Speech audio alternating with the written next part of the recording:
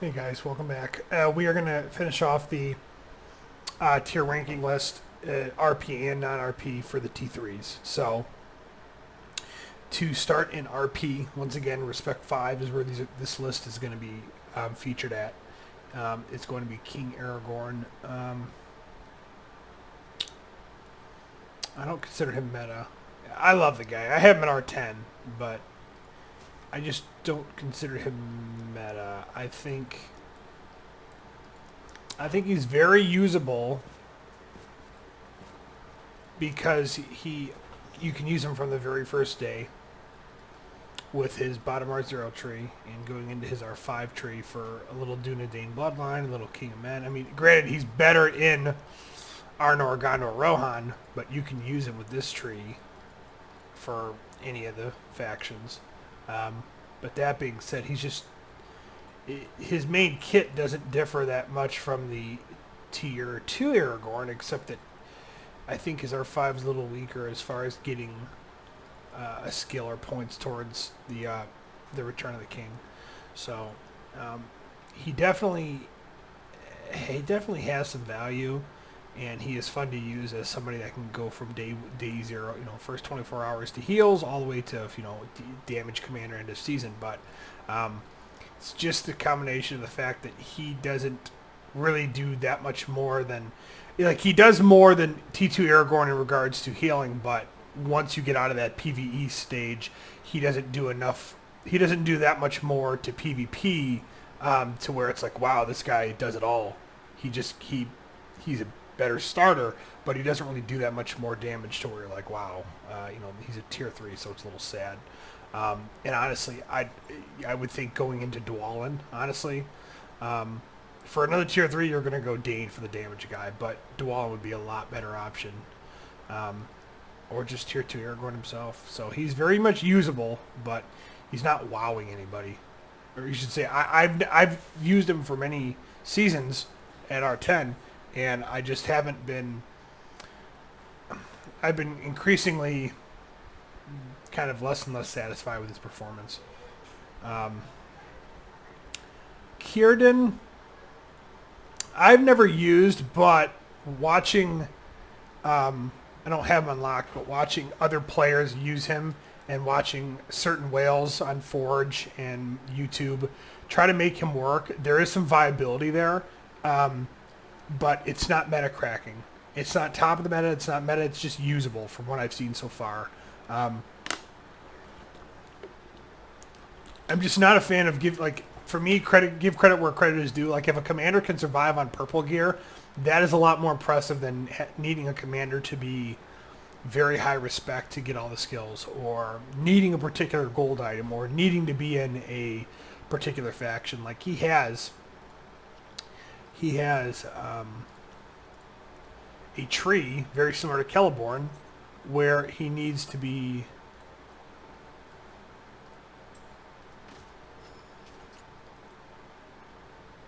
Where's it at? Might be this. Yeah, his R3 is for Noldor long shots. And I'm just really not a fan of.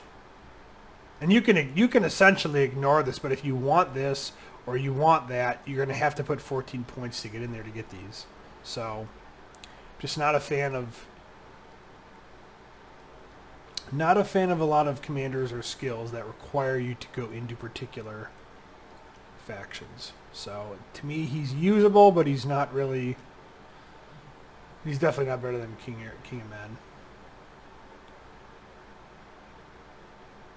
Men. I think Treebeard is definitely on the usable scale. He doesn't really have. Once again, this is just my perception. I do not have him unlocked, but this is definitely my perception from what I've seen both in YouTubers, Forge, Discord, and kind of just looking at his kit and getting some background here.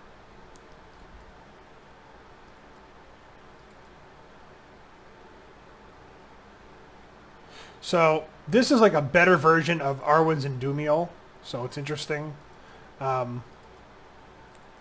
My issue with this stuff, though, is that it's specifically towards Ents Like, that's fine. That's fine. So, Ents. Ents. Okay, so it's not too bad, but like your R3 title is for Ents, meaning if you don't have access to them, it's useless. Your top R5 is for Hobbits. If you aren't running, I guess the Shire Protectors, you're not going to really use that. So I'm not the hugest fan of this. I mean, there is definitely potential. Vengeance is a good skill for that Dane likes to use. Contemplation is interesting. The Eldest is, I don't know, the Eldest is interesting, I suppose. Yeah, there's just a lot going on here, and I don't like the fact that two skills here really benefit a troop type that you don't see very often. You don't see a lot of Ents being used. Granted, that could change. For a tier 3 troop, like granted, it's not like factions locked, but for a tier 3 commander to then require a mercenary unit, like it buffs a mercenary unit that you have to pay gold to recruit, buffs hobbit units that you have to pay gold to recruit. It's just, I don't know. That seems way too specific to me. So he is usable. I don't see a meta for him right now. And I would just say that there are other T3 commanders that have more viability. I'm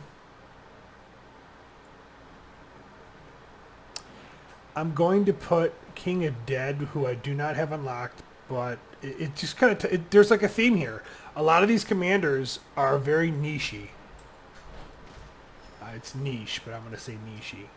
Because he's got some he's definitely got some usability in his trees, and I think it's very cool. But where's it at? He may be a little okay. So his R5 is kind of where you see like buffing and affecting Oathbreakers, but I guess the rest of his tree actually is open to any units.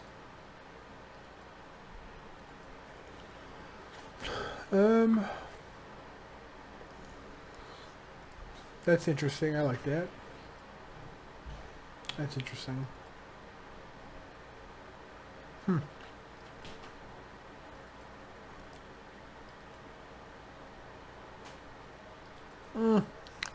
There's definitely some interesting stuff here.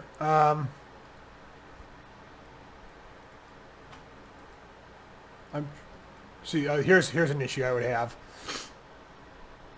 If you're supposed to run Oathbreakers and you run him with this damage, then this chaotic retreat would be useless then. Because if you're doing focus damage, you're going to bypass enemy defense. So that's a little weird, wonky for me. But yeah, I mean, he's usable. I don't know. I wouldn't put him above King of Men because he's going to shine, I guess, with actual Oathbreakers, which are a mercenary unit, which kind of ties him here. Which we might cycle these down to utility path or siegers. I don't even know if like T3 there really shouldn't be, so I might leave them. I think I'm going to leave them all as usable, because they are usable, but they are going to have a limited usability because you need to be in Linden ideally for Círdan. You're going to need to be in Gondor or Rohan to get the Oathbreakers for King of Dead, and you're going to need Rohan or Loth to get the Ents for Treebeard ideally. So I don't know. Those three to me are very. Thranduil, he's going to go above those three because he is a bit of a silly Billy hybrid commander, but you've got healing, you've got a rush attack, you've got a damage bonus here, you've got poison, which is a nice special one. You've got swing here, whirlwind, so that's two really good double targets, and that's perfect. You want to go commander damage? There you go. You want to go troop buffing? you've got his bottom R0 tree, which, while the title isn't the best, at least you've got Shield Training and Deadeye, and then you can go into his R5, and you get High Alert and Elven Leaders. So there's two ways to run him, and I think that's nice because it does give you versatility. That being said, I know people are asking for him to be buffed, but I think the fact that you can use him just with normal elves and no specifically March Warden or specifically Nolder Longshot, I think that does put him above these other three that have to have a particular troop to use some of their skills. So that definitely puts him above there. Thorin, I think he's one of the better Dwarven commanders, which is hard to say because most of them are pretty good. But I have seen he kind of does what Thranduil does, but even better, where he has like the Revivalist for the heals and the inspiration, and the King Under the Mountain. Where's it at? And the King of the Durance folk and Well Prepared and Parry. Like, he has solid troop buffing skills to take. Essentially his bottom R0 and his R5. And he also has a lot of really good... His top R0 is solid. His R3 is solid. You could argue that that you could definitely take his bottom R0 for the Revivalist and then for maybe Frightened to get stunned. So I think he's pretty solid, actually. And he does a little bit better version of what Thranduil does, but with dwarves. So yeah, I think he's up there. I would argue that he's meta. Not once again, this is not top of the meta, but this is a meta to where I could see if you were running Erebor, you would want to run Thorin, definitely.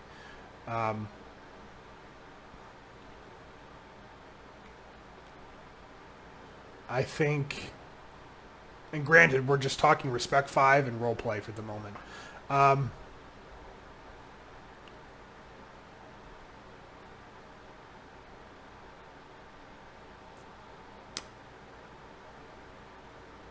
This is a tough one. I think Radagast is going to edge out over Thranduil for the simple fact that Radagast can be used anywhere, and he actually doesn't need high respect. His R5, this is kind of one of those cases where his R5 ties to a specific unit, like Eagles, but there's really no sub-skills that make you want to get his title. So like certain skills, perfect prime example,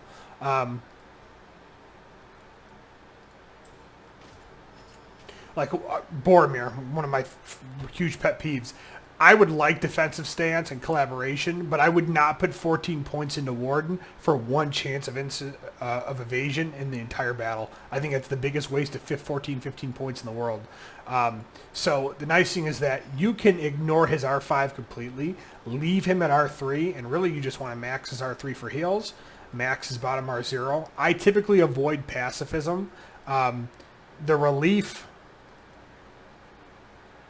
Okay, so Cleansing Touch can clear the pacifism debuff, but I don't know. Sometimes I get a little that, like, I've seen him draw on tiles to the point where it resets, so I get a little nervous on that sometimes. But I do like his R3 maxed, his bottom R0, and the Haven, and then just going into Wizard and Surge, or even just 1 point to Surge, but the rest into Wizard. I do think he is a pretty solid healer. I do think his pacifism and Haven allow him to... And the nice thing is that it's just blanket damage. So this thing, I think this max is at 28%. And it's just... We'll just round up to 30 and say that the enemy and allied units do 30% less damage completely. There's not just physical, but all damage, including special. So I think that's pretty solid. And I think that allows him to... that just allows him to be ahead of Thranduil, because Thranduil you really wouldn't use, in my opinion. There's nothing there to really... You've got a little bit of healing here, but you really don't have... But like you'd have to put like points into here, only to max a 15% chance to evade to then get mitigation there. And it's not really consistent healing. There's a chance for healing. So I personally, Radagast for me edges out over Thranduil because he's a pretty simple healer, and you can use them in whatever faction you want. And then if you happen to get Eagles, then yes, it's a bonus to use that because he gets speed and combat immunity, and he gets more healing, and he gets faster march. But you don't need Eagles. He's just a relatively solid healer in terms of the T3s. So yeah, I think he edges out over Thranduil in that case.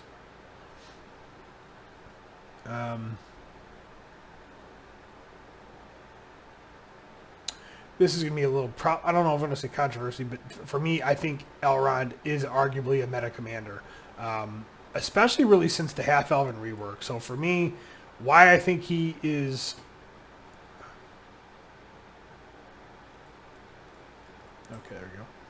Why I think he's worth discussing is because of the fact that he has half-elven, which allows him to use man and elvish units, but you could run him very comfortably in full elvish units and soak up a dice plus 30% damage increase. Boon is very good for reducing and increasing physical damage, depending on how lucky you get with which one you receive. Coalition's pretty solid, the chance to get permanent initiatives, in a sense, permanent initiative each turn. White Council, very strong mitigation. Champion of the Light obviously doesn't affect evil men, but at least in the PvE stage, you're going to have a lot of bonus damage that you're causing to the tiles. High Alert, very strong for obvious reasons. And then to be able to, we'll just go into...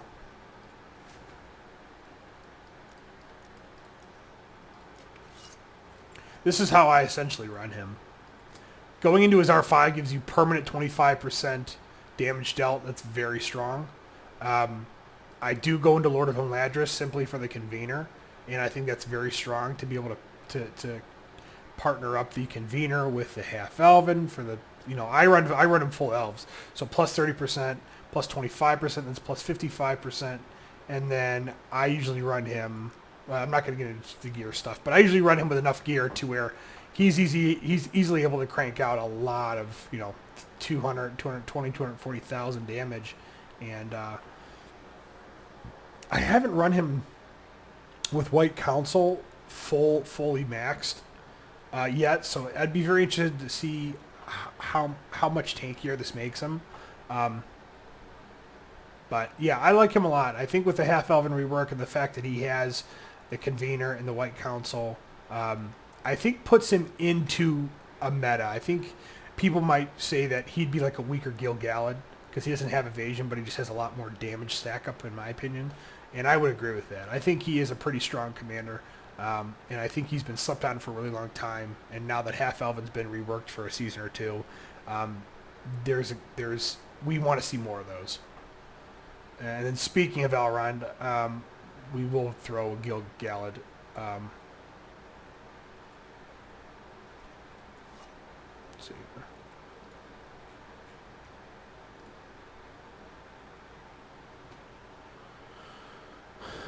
We will put Gil-Galad at the top of the meta for the time being. He is still very strong. I mean, there are people that are running Pursuit, which more or less shuts Gil down to a degree, but he's actually a really strong tile taker in his own sense. I mean, he's got a very strong evasion with plus 10 defense, which helps buff those guys. 14% increase there. The well-prepared I wouldn't take because there's only really one melee unit for the elves. I mean, the White Council's there. Once again, he's got the same thing I said about Elrond. He's got this viability to make him hardier, reduce the special damage he's taking, and then obviously increase against PvE tiles, which more and more people are trying to run evil men, I've noticed, to eliminate the Champion of the Light. But I don't mind that because it's like, listen, you want to run just evil men? I will take that 7 points and put it somewhere else. In this case, I might just go full into Chaotic Retreat, or I might go more into the Icicle branch. So I think his R5 is very strong too. Gives some more HP, gives some damage reduction, which it's not... What I like about his R5, it's not just physical damage, it's all damage. Once again, I think it's really a lot stronger of an ability when you're able to mitigate just blanket damage and not like, it's, not niche damage. The Chaotic Retreat's nice because it's permanent. It's the entire duration of the battle, and you can cleanse that to my knowledge, but I think people are just now getting into the Tranquility helmets and maybe putting more attention into keeping a point or two into those debuff heals. I'm not a huge fan of Alvin Leader. I think the chance is too low. Let's see, what do I have his skills? How did I set his skills up?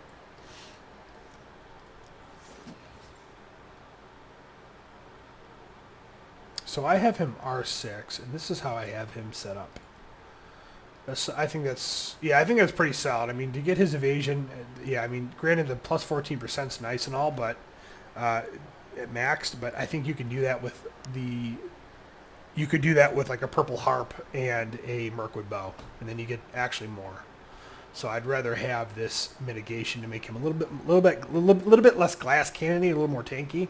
But yeah, until everyone is running Foresight and Pursuit via Wizard Fireworks or whatever, he's still just going to remain at the top of the meta, because even then, especially with keepers and with really large, like really strong gold whale gear, it's still hard to take those guys out.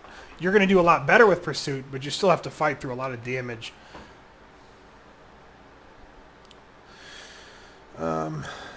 Piggybacking to the last elf on the list, I think there's a place for Galadriel, maybe above Elrond. Personally, I would say, well, you know what? No, this is my opinion, so I'm going to say no, that she's not above Elrond.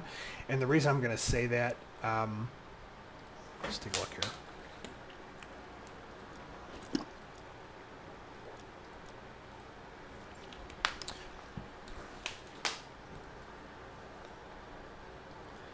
The reason I'm going to say that is because really her points... here's my problem, is that I feel like she is kind of glass cannony. She has a decent top R0 tree with Madness proc and focus damage and Surge for double hits. But then you have to go into R5 to get that, to just stack and stack and stack that focus, which isn't a bad thing. But if you want heals, you're going to get Ring of Water, and it's once every 2 rounds with a cooldown, but it's only 1 allied unit. So if you run a 3-unit composition, I think that's really weak in my opinion as far as not having a lot of heals. And if you want to get Parting Gift to increase your heals, you need to put 14 points into Lady of Lothlorien. And I'm just not a huge fan of that, because, like, okay, allied units recovery receive plus 2%, max is at probably plus 30. Like, if you're going to put 15 points into here for what? Just the 1 unit every 2 turns. I just don't feel like I almost don't feel like it's enough value.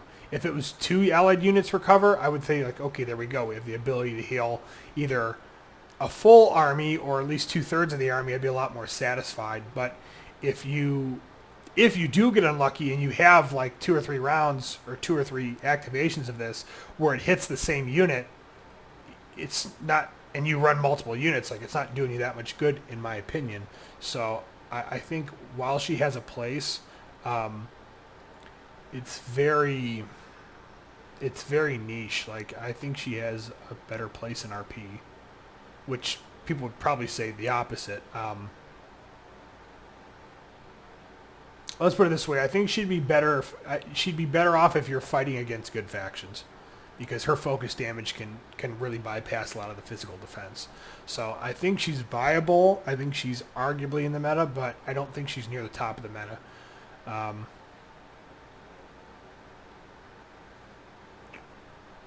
Now, we're still staying R5. I think Dane is the top of the meta for T3s, especially for dwarves. And it's because his damage ceiling is so high.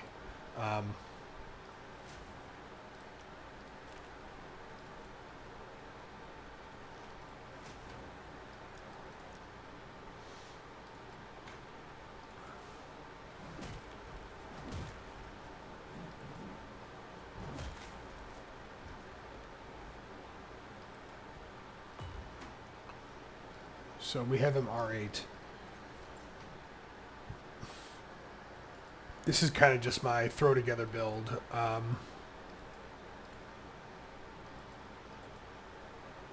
Probably should have went 6-3-3.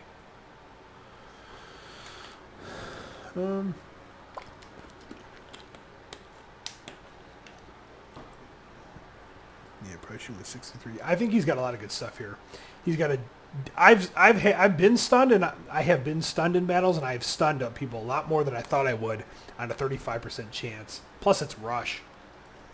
He's got the heal cancel, which is terrific for fighting against good. The vengeance is pretty strong. The Durin's Blood is always a reliable tree between the All-In and the Whirlwind. And his King Under the Mountain is a Thorin R3 tree, I think. And that's pretty solid. It's a 1-round cooldown, so it gets procced, I think, what's that, 7 times or something? Or 6 times? Yeah, that's a really good tree. And if you're fighting good, it keeps stacking your dwarves' defense, so it makes it tougher and tougher and tougher for your enemy to get through it. Granted, once again, elk and focus damage, alchemist and focus damage, burn and focus can get through this kind of stuff, but if you're running anti-burn armor or focus protection, then you're going to be able to survive a little bit better. The Longbeard is just so incredibly solid. Yeah, there's not a whole lot needs to be said about it. The ability to bypass armor so that no matter how much your enemy stacks up, that you're still able to get through, as you put more points into it more and more, I think is just incredibly helpful. And then Dwarven Grit, this is to help him get the first 4 instances of skill battle damage in each battle. So this one, I've heard people say, like, if you're going to go into Ironfoot, don't really waste time because the Ironfoot doesn't do as much by comparison to the Whirlwind or the All-In. But I do like the Vengeance, so I have thought maybe I could put 1 point in here and transition all those actually into Longbeard. But yeah, I just think he's the highest damage ceiling commander as far as physical damage goes, and that is worthy of putting him at the top of the meta for what he does, and that's a physical damage commander.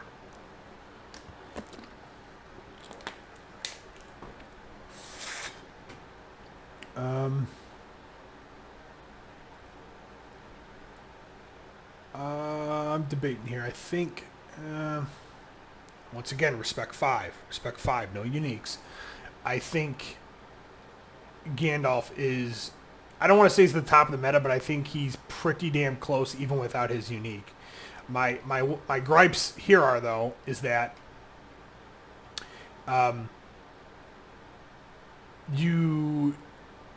my gripes here are that what I typically see is I typically see some form of this, but I usually see people with horsemanship and reinforcement. I don't like reinforcement because it happens so late game. It only affects 2 units, and it's not modifiable by focus. So to me, that's not really a strong heal. My other gripe with his R5 tree is that horsemanship, I think a lot of people pigeonhole themselves into only running Gandalf the White as a cav commander.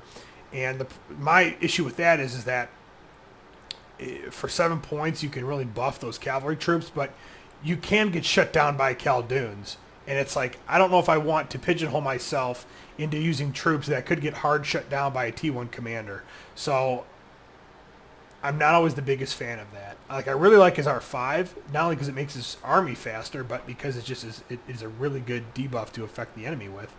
I'd rather take those 7 points in horsemanship and just put them here. And that way I get you get 21% damage, bonus damage from horses there. But if you're facing an enemy who's using orcs, Uruk-hai, and trolls, for 7 points, you get an additional 7% for 28%, and it's all units. It's not just horsemen, so it's sentinels, it's guardians, it's master throwers, it's etc. So I think that's really strong. Once again, if you're only facing evil men, then this kind of gets wasted. But a lot of the times, people are still going to run alchemists. They're going to run trolls. They're going to run those new war drummers. They're going to run their warlords, or their might even run Mumakil, which I don't see that much anymore. So you will still face a lot of orcs, Uruk-hai, and trolls, Snagathrox, Arbalists. And then his bottom R0 is just a good for 2-1. 2-1, get a debuff there. Stun, defense decrease, and then a chance to proc the white. I like this skill quite a bit. One, because it gives additional focus that I can use to modify White Council. And the other reason is because it is a chance to deal focus damage that, I'm going to stress it 1,000 times, that just is a chance to bypass enemy defense completely and just strike right at their health.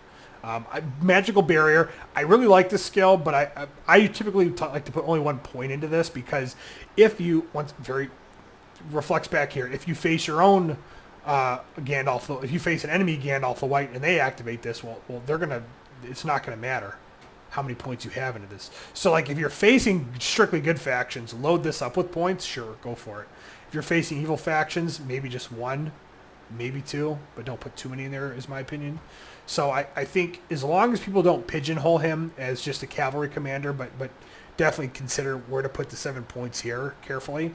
I do think he's almost at the top of the meta for roleplay in respect to R5. And then last but not least, I think Isildur is at the top of the meta currently. These ones I would almost say equal because they all do a little bit different things. Like he is the upper echelon of the Elven meta. He is the upper echelon of the damage commander meta, and then he is the upper echelon of the like a madness infliction meta. So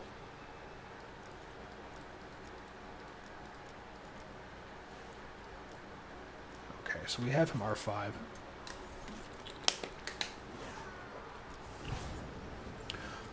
One of my few gripes with him, and it's not even really a gripe, and I think the reason it's not a gripe is because and this is a little hypocritical of me, but I actually like his R3 affecting not only Rangers of the North, which is a T4 unit, which normally I don't like that, but it also affects Rangers in Dunedain. So it gives it the Númenórean quarters in general, but also if you want to play Arnor, you have an additional reason to try it, where you'll have a unit that can be affected by his R3. And his R3 subskills are pretty solid too. Like Dunedain Bloodline, I usually only put 1 point into that because the attack never goes up, but the defense does. But I'm always very leery of stacking too much defense. And then Champion of the Light for obvious reasons. But otherwise, his stuff's pretty solid. This is like my build. I haven't been doing too much with the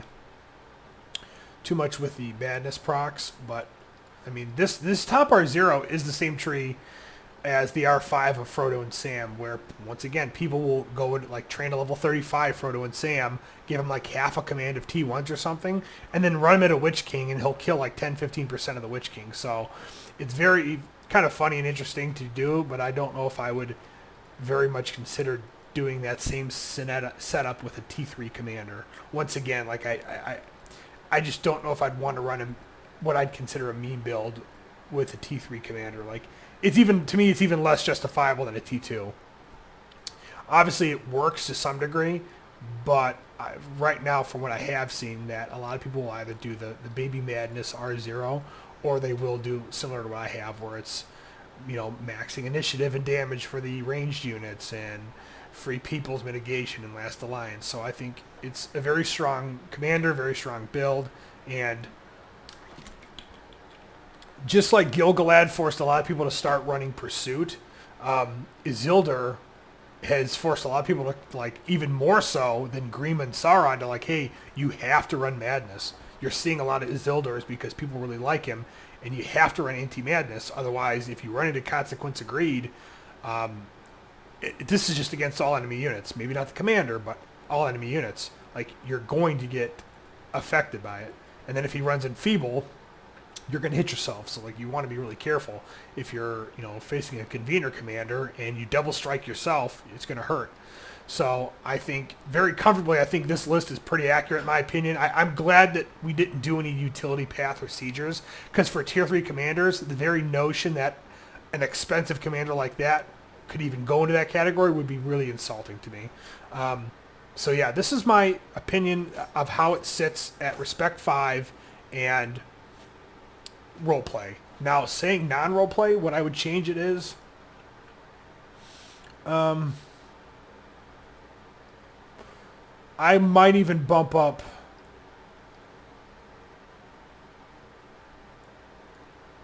I would maybe bump up I think I'm going to bump up this. You know what? I might. No, I think this still stays accurate. I think those three are even, honestly, because I have heard people that run Dwal and Mumas. Maybe you'd run that with Dane. I don't think so. I would probably stick with running dwarves, and I think because of how cost effective that is that you could still say that to me, the cost effective value of running that commander optimally, in my opinion, puts him at the top of the meta. And I don't think this changes. I think Galadriel might go a little higher if she's fighting, if she runs Mumas, because I saw people like put like not an anti-burn, but I would see people run high alert on her or an anti-focus chest, and then they would stack Mumas, and it'd be really hard to kill her, and she would just be doing damage herself. Granted, I've never seen her crack like a 250,000 damage barrier. I don't think I've seen her crack 2 and a quarter. But this kind of damage she's doing, I don't really think she needs to.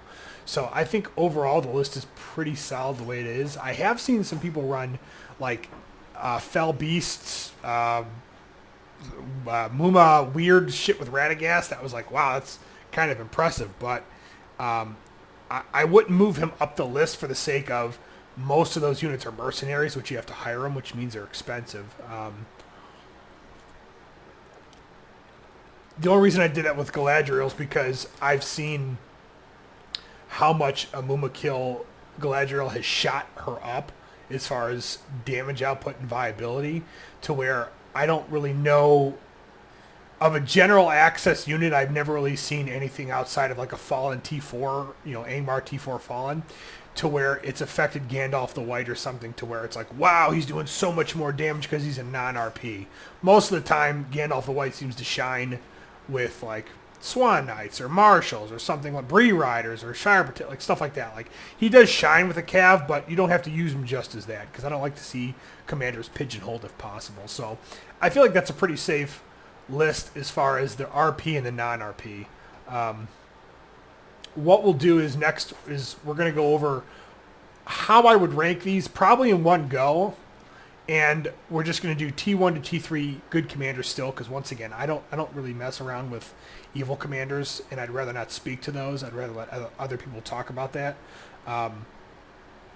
But we will go over T1 to T3 and why I think, or at respect level 10, and what I think the value is in their unique item and how that adjusts them in the meta. And for that, we're not really going to... I guess we could do an RP and a non-RP version. I think some of it...